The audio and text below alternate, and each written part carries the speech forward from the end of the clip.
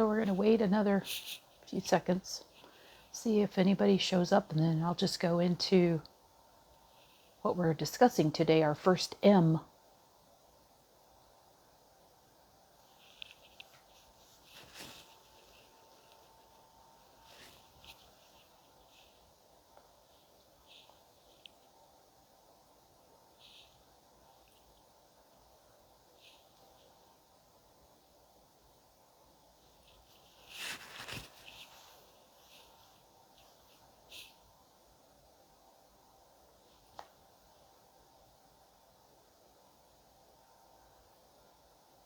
All right, well, here we go. Our first M of our 4 lives we're going to be doing for our 4 M's plus our bonus. The first one's going to be menopause. So we're going to be talking about how this affects weight loss and our bodies as a whole as women. So we're going to try and keep this G or PG as best possible, but there's some things in here that, if you're offended, I apologize. As we all know, menopause is a natural biological function that happens to women. It's not discussed like my generation, Gen X, really wasn't talked about when, we were younger. You really didn't even discuss this subject. It was just, it's just something that happened, but you really didn't know. Things have changed a lot with that. And they're discovering more and more that a lot of things really happen during menopause that affect women's health.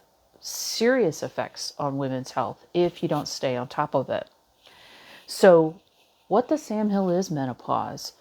Menopause is defined by the Cleveland Clinic as a point where the menstruation cycle has stopped, or you've gone 12 consecutive months without a menstruational cycle. And then the time leading up to that is called perimenopause, or as I like to call it, premenopause. Then you go through menopause, and then there's postmenopause. Now, doing some reading with WebMD, Mayo Clinic, Cleveland Clinic, some of them say there's actually 5, but for the purpose, simplicity of this, we're going to go with premenopausal, menopausal, and postmenopausal. So a lot of women notice changes during this time frame in their body. So one of the things that was very interesting to me that I found out is menopause can last for 8 to 10 years. Sorry to say that. Some women, 5 years, some on the extreme can be longer, obviously, but all of our bodies are different, and it all hits us differently. Some people will have hot flashes, some people won't have hot flashes, and other symptoms. We're going to talk about some of the symptoms. We're going to talk about weight gain. We're going to talk about things that you can do during menopause to help alleviate some of these symptoms. But again, these are sources from the Cleveland Clinic, WebMD, Mayo Clinic. And I will put those links into a separate post. So if you want to follow up in more detail, you can. A couple things I just want to say straight off the bat. I'm going a lot of this off of medical sources and my own personal experiences. Always consult with your doctor. And I'm going to put this right out there. You have to be the advocate for your health, period. Most medications are tested on men. They're not tested on women.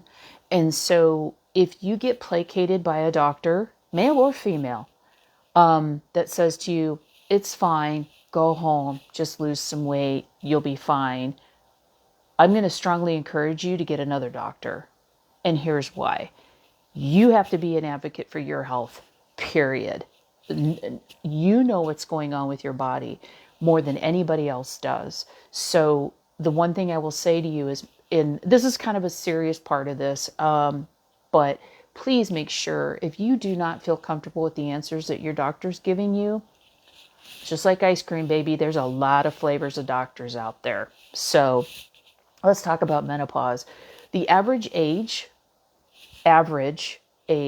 is about 51 when you start going through this. That was actually a little bit higher than I thought. Some women can go into it earlier in their 40s, but the symptoms can start way, way long before you start going through the 1 year consecutive without a menstrual cycle. Again, I'm going to try and keep this as G as possible, but there are going to be some things in here. So if you see me give you the look like, here it comes, you know. Okay. So the one thing I found very interesting is, what are the symptoms of menopause? And these can happen during perimenopause or premenopausal, and you can even have symptoms postmenopausal too, which, yeah, I was like, okay, this makes a lot of sense. So hot flashes, that's a big one. Some women get them, some don't. You can actually go the other direction and you can have shivering cold, which that was a new one. I hadn't heard that. So I was like, okay. Night sweats is another one. And that plays into later when we talk about things that affect weight loss. That's one of them. Here's one of those things: vaginal dryness during sex, breast tenderness, worsening of PMS syndromes.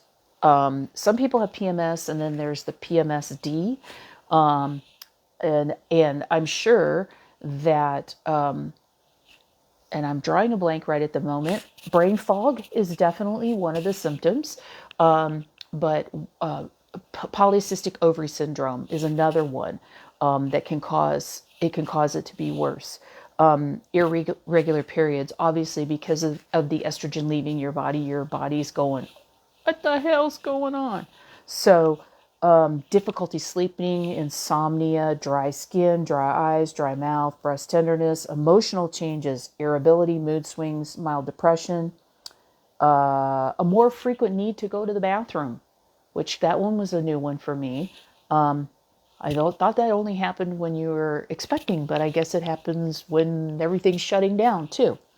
So again, the transition usually begins in your 40s at some point. Some people might experiencing racing heart rate, almost like an arrhythmia, headaches, joint muscle aches and pains, changes in your libido, your sex drive, difficulty concentrating or memory lapses. That's temporary. Weight gain, and that's one we're going to address a little bit today, and hair loss and thinning. I've been blessed, but I still am losing hair quite a bit. Even though I'm postmenopausal, I'm still even experiencing some of these symptoms. They're much milder, but it's, it takes a long time to get that estrogen out of your body. You've been having it in your body for a very long time. So some of the things that you can do, and that's basically what happens is your body's natural system shutting down. There are different therapies that you can use. Some people use hormone replacement therapies. And there's medications. There's actually some new medications on the market. Again, this is a conversation, birth controls. This is a conversation you want to have with your medical professional, and I'm going to give you a reason why. If by any chance there are other underlying health conditions, some of these medications can really make them worse. Perfect example would be heart disease. You don't want to go on to certain types of birth control to help control those symptoms that could cause problems. So being 100% open and honest with your medical professional is, I can't say that enough. And again, if you're not getting answers or feeling like you're being heard, it might be time to look for a new medical professional. So the hormonal changes that happen during menopause is obviously the ovaries aren't releasing eggs, blah, blah, blah, technical. And again, you need to talk to your doctor. There's tests, there's actual hormonal tests they can do. I just had some done, and it's a blood test. They ship them off. It usually takes a couple weeks to get the results, but it can tell you where you are in the scheme of things. As far as, again, and being diagnosed, it's 1 year without having a menstrual cycle. Again, sometimes you'll get, but it's one consecutive year. because sometimes people have gone 6 months, 8 months, 10 months. They think, oh, I'm in menopause. And then, boom, that fairy comes back. So again, there's therapies that can be used, hormone therapy and non-therapy. Estrogen therapy, there's two main types, estrogen therapy and then the progesterone, EPT, progesterone therapy also. So what are the risks of using hormone therapy? And if your doctor doesn't discuss this with you, shame on them. But endometrial cancer, it's an increased risk. Gallstones, gallbladder issues, blood clots, deep vein thrombosis, pulmonary embolisms, and strokes. Okay, so those are the serious symptoms. Not to say that would happen to you.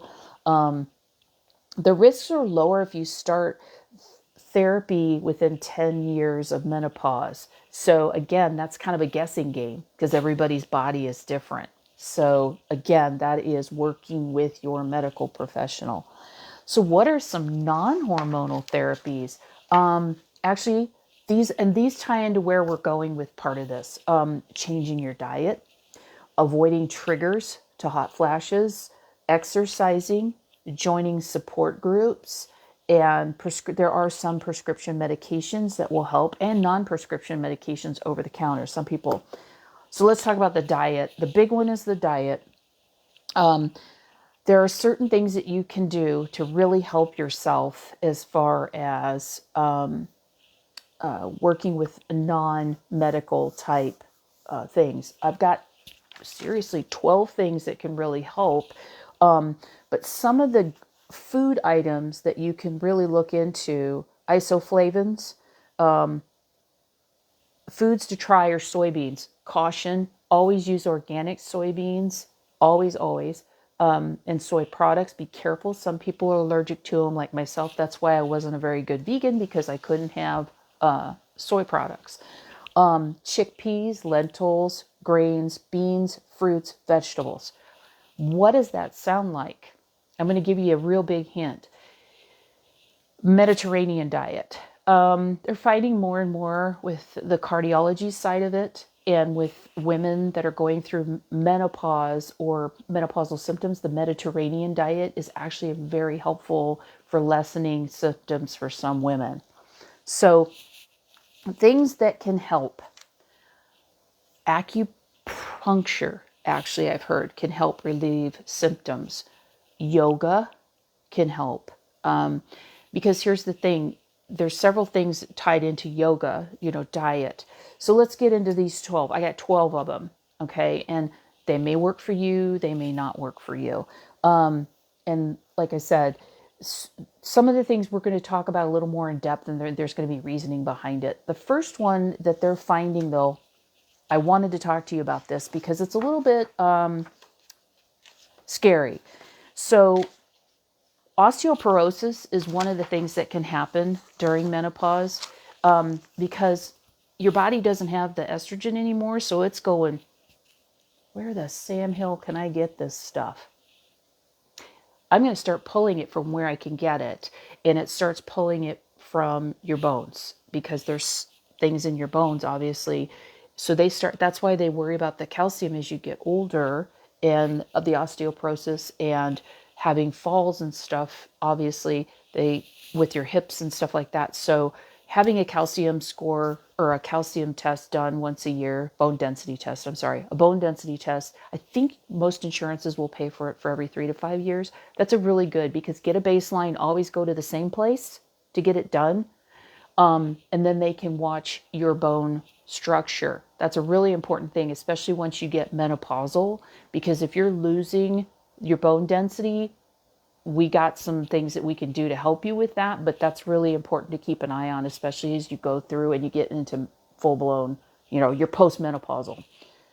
Coronary artery disease. And I'm going to spend a little bit of time on this one because this is a very hidden. They're finding more and more women now that are going through or have been through menopause. They've got diagnosing techniques. Most cardiologists will look at your labs and go, your cholesterol's a little high, your triglycerides are a little high, we can put you on some medication, but just go home and lose some weight and exercise. First of all, that's only part of it. and shame on them, especially. This is something that's I'm very passionate about. First of all, you need to ask your doctor to run a calcium score test on you. It's a CT test. It's really quick. It's really super easy. It's going to tell the doctors if there's any calcification in your arteries, if there's any plaque in your arteries. That's really important to know, because what happens during menopause is your body goes stupid and it starts putting down plaque in your arteries. Believe it or not. So many things I've learned over the past few months. So one of the things is you got to keep an eye on this, because it's really, really important, because that's where strokes and heart attacks. After menopause, your risk for coronary artery disease increases because of several things: the loss of estrogen, the increase in your blood pressure, decrease in physical activity, and certain lifestyle things catching up to you. The two big ones are going to be alcohol and smoking. Those are very bad for heart health. Very, very bad. Okay, so we're going to just go from here. So the one thing I can tell you is get a calcium score done, because that's going to tell you where your plaque is in your arteries, and it's important. It's really important. Again, you have to be an advocate for yourself. Okay, so let's talk about the 12 things that you can do to help yourself. Okay, it's not all doom and gloom. You know, a lot of women go through menopause, and my grandmother was 90 some odd years old, and she said, you know, if you don't mind, it don't matter. It's mind over matter. If you don't mind, it don't matter. And some women, I will say, really suffer. And those are the people that need to seriously watch their work with their medical professional. All right, so one of the things that we're going to talk about, these are the first one. Sleeping is huge, is absolutely huge. And I know with night sweats, I know with the hot flashes, the insomnia, but to try and keep up on your sleep, and here's why. Your body rebuilds, your body heals when you're sleeping. So if you've gone to the gym, if you've had a stressful day, that's when your body is like, oh crap, I got to fix all this stuff. So sleeping is huge, not only for your health, but for your weight loss too. It really, truly is. So cutting back on sugar and refined carbohydrates is the number one thing I tell women that are going through either with menopause or trying to lose the belly that comes in with menopause, premenopausal, postmenopausal, trying to lose weight. What do I mean by that? All right. So we're going to talk about carbs for a minute, because everybody loses their crap around carbs. There's multiple types of carbs. Fruits and vegetables are carbohydrates. They're good, but we're not doing good and bad. Those are the good. They're the carbohydrates you want to steer towards. Then there are what they call the quick carbs. Those are anything refined, white processed, pastas that aren't made from chickpeas, lentils, whatever. You're just standard white processed bread, rice that doesn't have a grain or a tooth to it, crackers, all the stuff we love to eat. Donuts, obviously. Those are the ones with the fat attached to it. If you can chew it and it turns liquidy right away, it's probably a fast carbohydrate. Whereas if you chew broccoli, guess what? You're going to be chewing it for a while unless you just killed it in the steamer. But my point is, and I'm going to tie this into fiber, is a huge, huge helpful thing with menopause. Fiber helps get all the junk. It helps your liver get all the junk out of your body. Cholesterol, all those yucky things that we want to get out. Fiber's your friend. Aim for 25 grams or higher a day in fiber. And what am I talking about? Fiber, fruits, vegetables, whole grains, okay? Beans, lentils, those type things, fiber. One caveat with fiber: start slow if you haven't had a high fiber diet, because it gives you a little bit of gastrointestinal stuff with gas. So again, start easy, work your way up. I'm trying to make this not so dry, so if I get a little weird. So we're talking about fiber, cutting back on refined carbs, protein with every meal. I don't care what kind of protein. If you want to eat animal protein, great. If you want to eat vegan protein, great. Whatever. Just get lean protein. Again, try focusing on the Mediterranean diet because it's huge. You're eating lean proteins, you're eating lots of fruits and vegetables, you're eating beans, you're eating seeds. Those are good healthy fats, and they're good for us. And then number 5, we've been focusing on this a lot lately, but water. Water is huge. It gets all the toxins and garbage out of your body. And it just, it's like, do you ever just feel like a raisin? I mean, I live in the desert and water. I'm going to caveat that with limit your caffeine intake, because one of the things that can cause hot flash triggers, believe it or not, is caffeine, and it raises your hormone levels and stress levels because it can create cortisol. Cortisol is another thing that can give you belly fat. Okay, so that caveats into lowering your stress is a huge one. That also can trigger symptoms. And then we're going to talk about the reducing alcohol consumption, and here's why. It warms you from the inside out. So if you're already having issues with hot flashes or night sweats or anything like that, you really don't want to drink alcohol, or extremely limit it. Plus, it's got sugar in it. So again, that's another thing that's going to contribute. Limit your sodium. That's a big one. That's for your heart health. That's in general, and it dehydrates you just like the caffeine does. So what are some other things that you can do? Lifting weights is going to be a big one, and here's why. This ties back into your bone density loss. As your body, the estrogen, whatever's leaving your body, it's like I said, it's going to pull from wherever it can, and it's going to pull from the bones. And so strengthening with weights helps microfracture those bones, and it helps strengthen those bones. Plus, it helps with muscle mass. You lose muscle mass going through this also, hence the protein to help support the muscle mass. This all works together. And then the biggest one is finding ways to de-stress is a huge one. So lifting weights, yoga, whatever you can do to de-stress, because again, we go through mood swings and I didn't even just address mood swings, but mood swings are usually the bigger part of it with us is when we're going through this. And then the brain fog, that's another big one. We talked about that. So what can we do as far as our diet?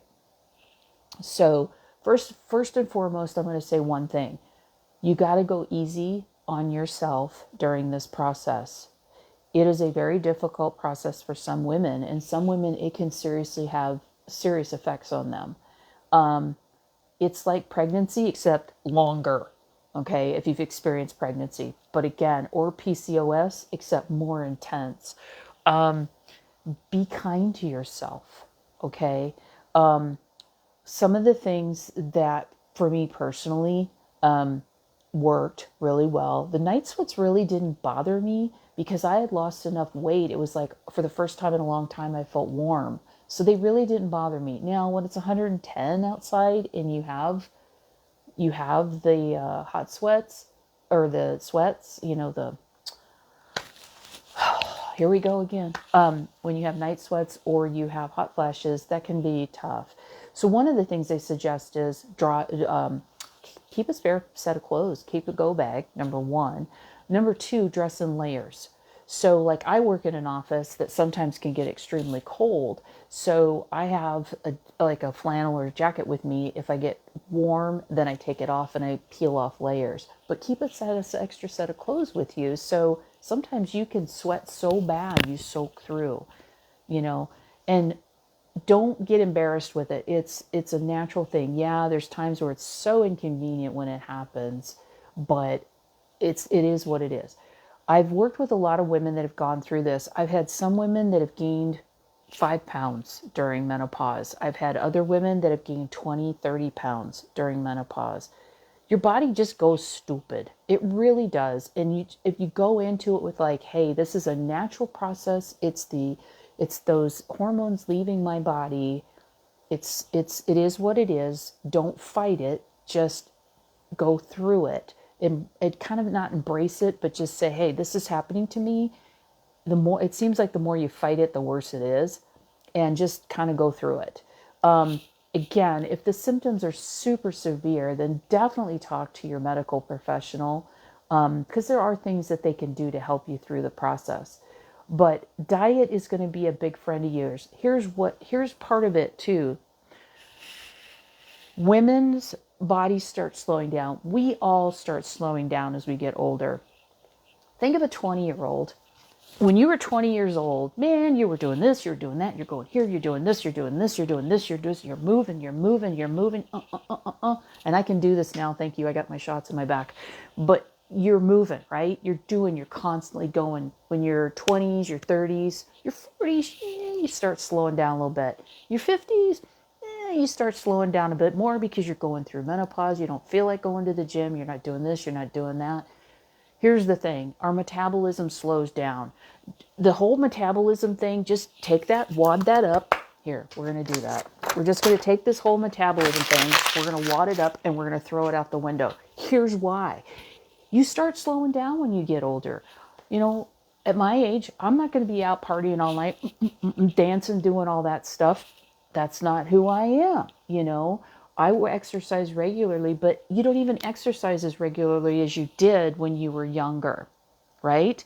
So what they recommend is 3 times a week, 30 minutes a session. Okay, here's the thing with that. I know sometimes it's really hard to exercise for 30 minutes. Okay, I get it. Do 3 10-minute, do 2 15. I don't care. Your body starts burning fat after 15 to 20 minutes so just move. Because at first, you know what it's going to start burning? It's burning all the sugar, the extra sugar in your body, right? The glucose. So just move. I don't care if you want to dance, you want to go kickboxing, you want to walk. Something as simple as walking. Something as simple as you got to get your heart rate up a little bit, right? You got to get your heart rate up. Do that 3 to 30 times. Talk about a stress reliever. When I work out, I sleep great that night. It helps with when you have the sleep issues with going through menopause, okay? But we do slow down as we get older. We don't do the crazy things we used to do, okay? So your metabolism changes. Hormonally, your body changes. We're going through all these changes, right? So stop beating the crap out of yourself and going, oh my gosh, da da da da da da. No, stop. Let's look at it this way. You got to be more mindful about your food. Period. You got to be more mindful about your food. And I didn't mean to say that. That was kind of funny though, because we're talking about menopause. You got to be more mindful about your food. And it sucks. I'll tell you right now, it's not fun watching every calorie you eat, right? But during this time of menopause, your body is just going nuts. So give yourself a break.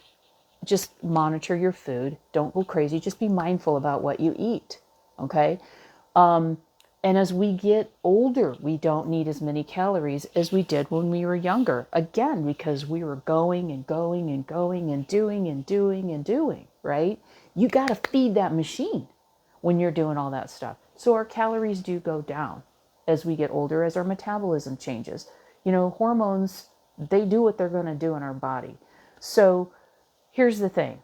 Quit beating yourself up. Quit beating yourself up. This is a big process. I'm going to share a quick personal story. I had a male cardiologist. I had some tests done and there were some red flags. And I was like, what do I do here? He says, you need to be perfect. I was like, well, what does that mean? I need to be perfect. Well, you need to be perfect. Because of your heart health history and your family's history, you need to be perfect. Can you spot me a little better clue as to what that means? Well, your blood pressure needs to be perfect. Your cholesterol needs to be perfect. This, that, and the other thing. Okay, what does perfect mean? Please give me some reference here. And he says, we need to monitor you very closely. Okay. And then he says, and I'm not joking, I'll see you in a year. And I was like, so I went back to my doctor and I said, you're on the phone telling me I have one of the highest calcium scores you've ever seen. I am eating plant-based. I don't eat cholesterol. And my body is still going crazy. Menopause and my family history, right? So I went and saw another cardiologist. And again, the answer was, here's a bunch of medication that was making me sick. And I said, this isn't right. I eat plant-based. I don't even eat meat. I'm doing this. I'm doing this. I did this for 2 years. I fought this. I went and met with another cardiologist. It was a woman, a very young woman. And she looked at me and she said, I got into cardiology because I was tired of male doctors placating women that are having heart health history, going through menopause, and saying to them, it's okay, honey, just go home and lose some weight, you're okay. And then they have a stroke or a heart attack. Okay. She said, no. So she said, no, we're going to go in and look and see what's going on inside your body, because I never had these kind of issues until they were very minor. I lost the weight. I thought, I'm good. I'm good. Nope. Then the big M hit, menopause. And my body said, I'm going to mess with you. So that's what I'm saying. You have to have a close relationship with your doctor. You can do this. It's not hard. You need to take care of yourself. You need to love yourself through this process. Don't fight it. It's a natural thing. It's just, it may feel like your body's betraying you, but it's a natural thing. It's part of the grand design of being a woman, okay? You know, don't beat yourself over this. So take the time, look at what you're eating. Again, I'm going to strongly stress, especially if there's cardiac, any kind of cardiac, to look at the Mediterranean diet, lean proteins, fruits, vegetables, whole grains, nuts, seeds. Very good for cardiac, very good for your health in general. Don't focus so much on, I've got 20 pounds to lose, I've got 30 pounds to lose, whatever. Take it a little bit at a time, because that big picture can be overwhelming. You're just trying to get through every day. So take it one day at a time. Just one day at a time. Be kind to yourself. Get your sleep. Drink your water. You know, get some exercise of any kind. I don't care. Just move your body a little bit. Again, reduce alcohol or eliminate it. Smoking. Watch your sodium. This is a lot of stuff. Get an app. Go in, configure it. And ask for your doctor's help. There are support groups online for menopause. There's a lot of information out there. And again, I will send you some links from these major medical places about it. But everybody's body's different. It's just like weight loss. Everybody's body is different, okay?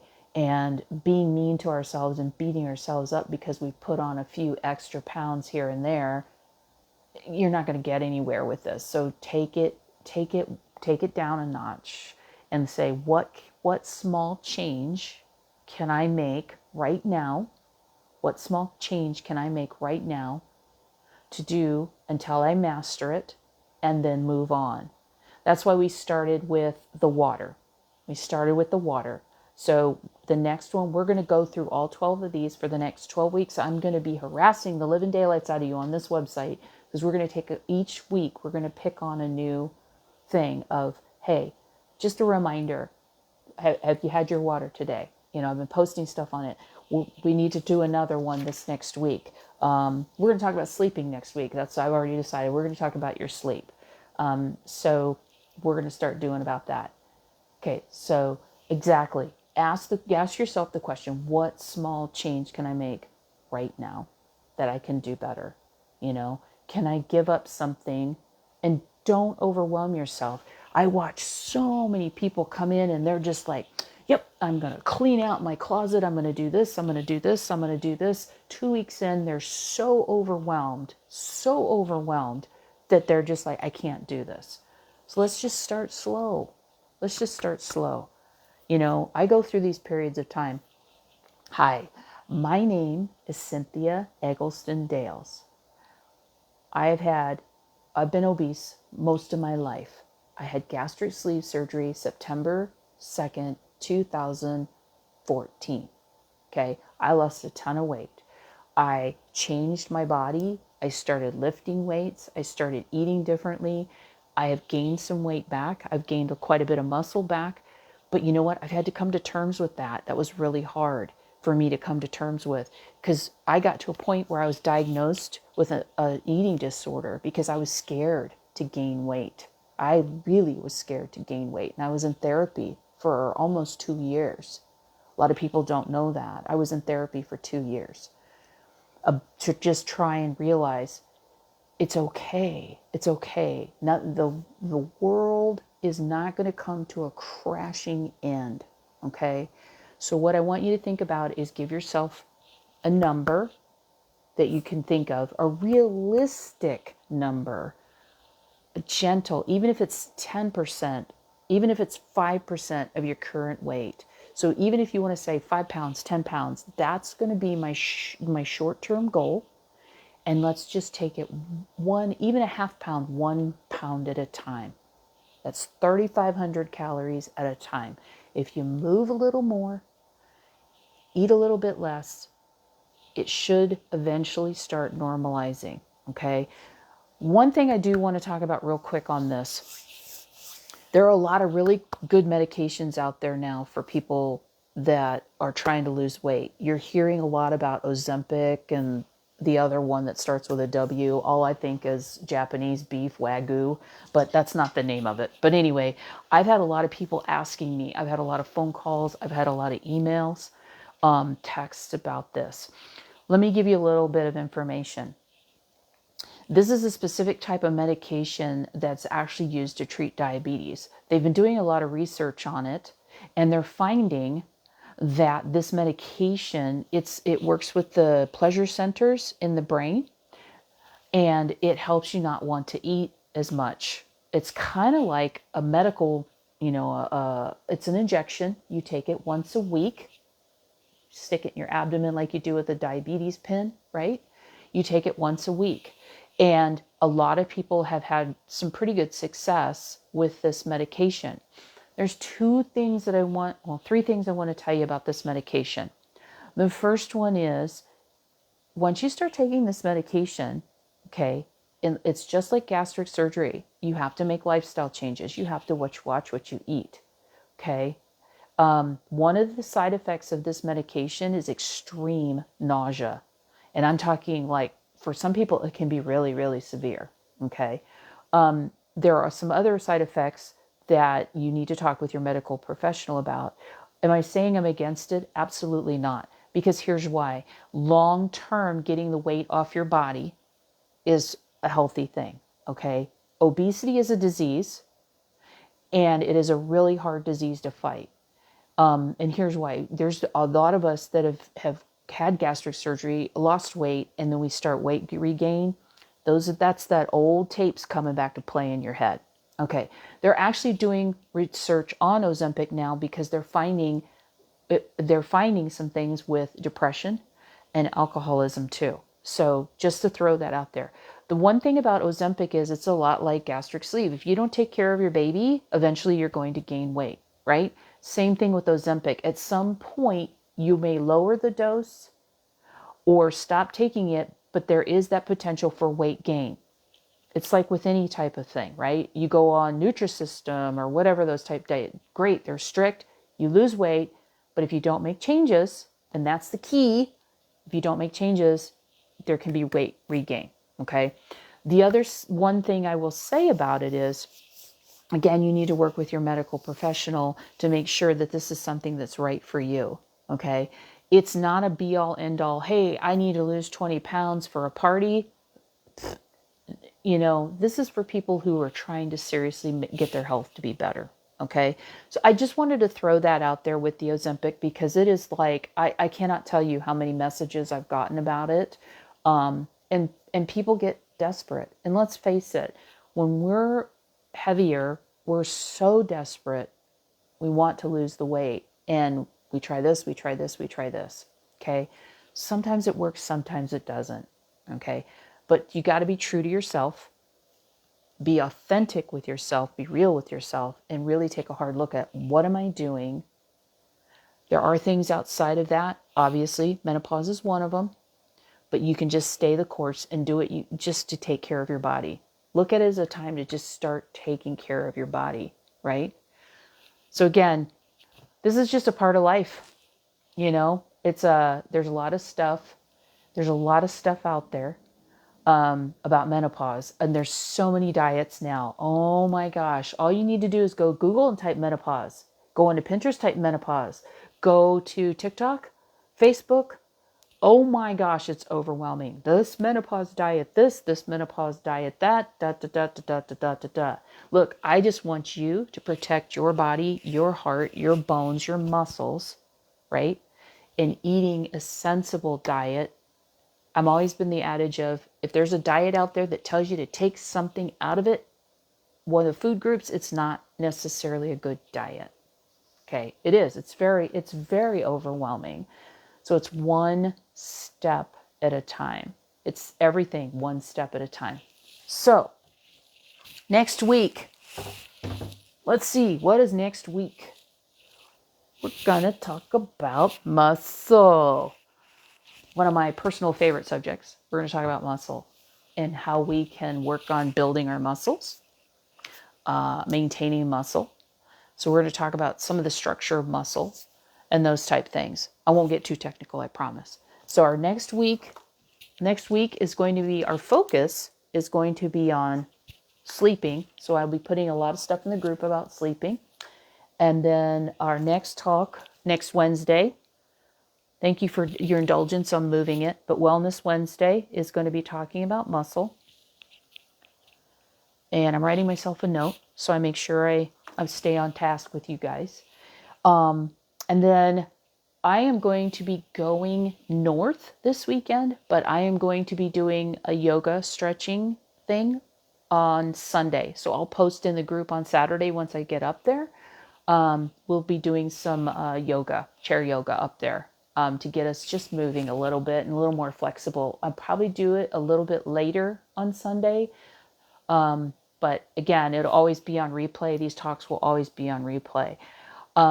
I want you to know there's going to be some things in these groups that might go up on my YouTube channel, but there's a lot of things that aren't. They're going to stay exclusive to this group. So if there's ever any issues, if you ever ask a question during one of these lives and you don't want it to go up on, let me know because I'll edit it out.